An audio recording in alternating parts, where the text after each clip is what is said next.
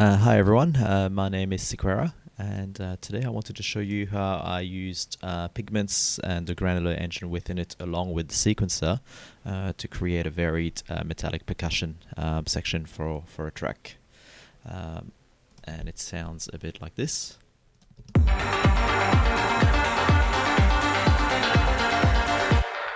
And this is the part I'm talking about.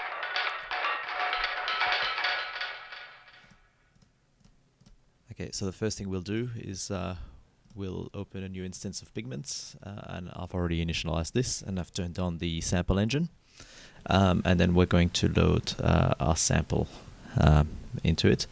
Now with the sample, it's actually, I found it quite important to go through a number of different samples to find the right one, and in fact I had the whole synth or the whole sound patch made up, and then I started putting new samples in there to see which one I liked best, but I ended up settling on this one.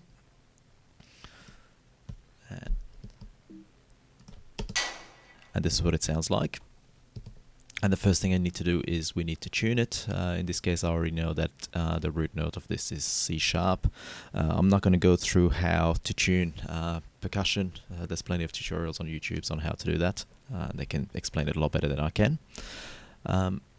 And then we're going to transpose this down 2 octaves. Okay, so now this is what we've got. Next we're going to turn our sequencer on. We'll put the pitch on the minor pentatonic. Turn it on. And we're going to put our rate at 1/16. One of the things I did end up doing is randomizing this a fair bit, but first we'll turn on the polyrhythm. The randomization on the notes are at 100%, but I do lock the first one, and I set it up to G, or what's marked as G over here. And then I reduce this to just 3 notes. So what happens when I play it now? This note here remains constant, and these two vary, or they will do.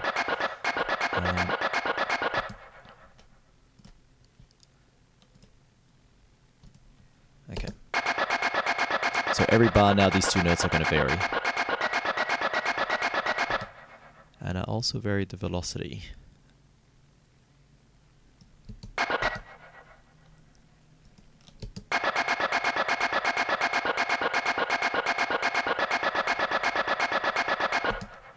Okay, so that's what we've got so far. Let's go back to our synth. Now the VCA, the envelopes, the attack is short and the decay is pretty short on this too.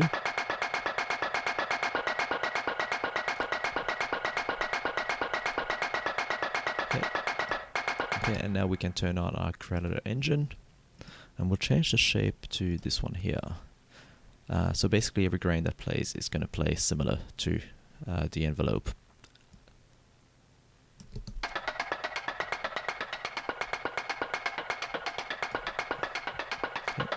And then now as we start increasing the density, we start to get different rhythms. Increase the time, and then that way we've got more of the sample played on each grain. And I've kept the limit as is, and the polyphony as is as well, just to ensure that each stripe will play on top of each other. I ended up putting some of the grains to run backwards, not too many of them. That just creates a nice variation to it, and also create a variation in the density.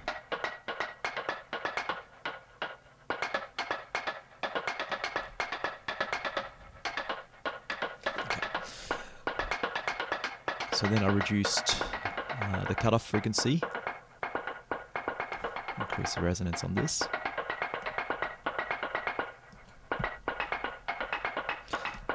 We let the velocity affect this a little bit.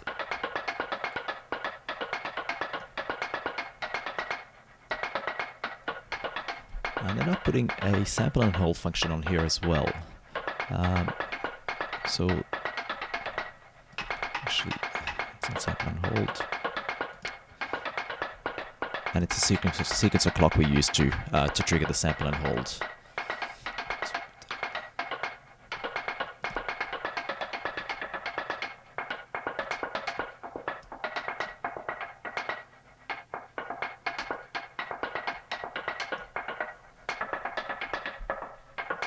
We'll also use a sample and hold for the voice band, actually.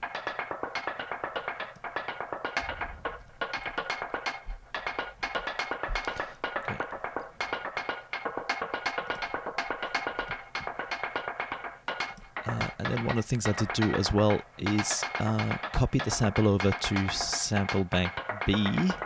So if we go here, we go copy to sample B.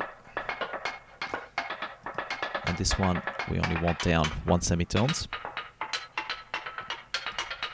And then we go into the map, and we sample pick. And we use the random 1 function to... And now it's swapping between each sample, so just 1 semitone down, and 1 sample 2 semitones down. And we've got this set at 1/8, we'll increase that to 1/16, so basically every time the sequencer hits, we're getting a randomized sample between A and B. Okay. Then in the effects page, we just use a bit of overdrive. So tone is at 100, 100% wet. Leave level there, but we're going to use envelope 2 to modulate it. So we have a short attack on that.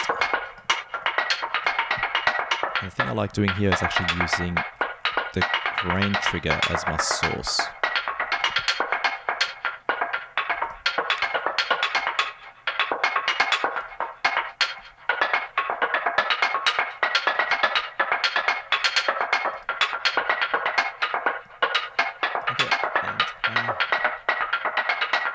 That's the synth, and now we just go to just the digital plugins, put a bit of bit crusher here. Maybe reduce this a little bit. And I've used just the MPC60 preset, just to use the preamp a bit. The compressor on here, just with a fast attack and a fast release, just to control it a little bit. Actually, maybe we can reduce the release.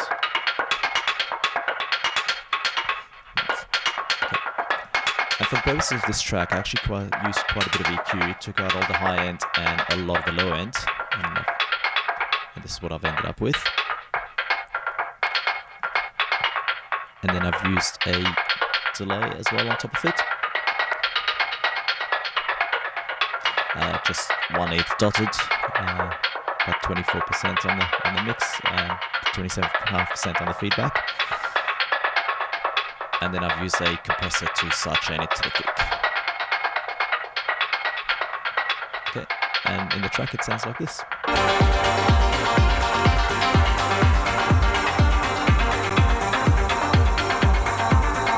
I've got a bit of reverb on there as well.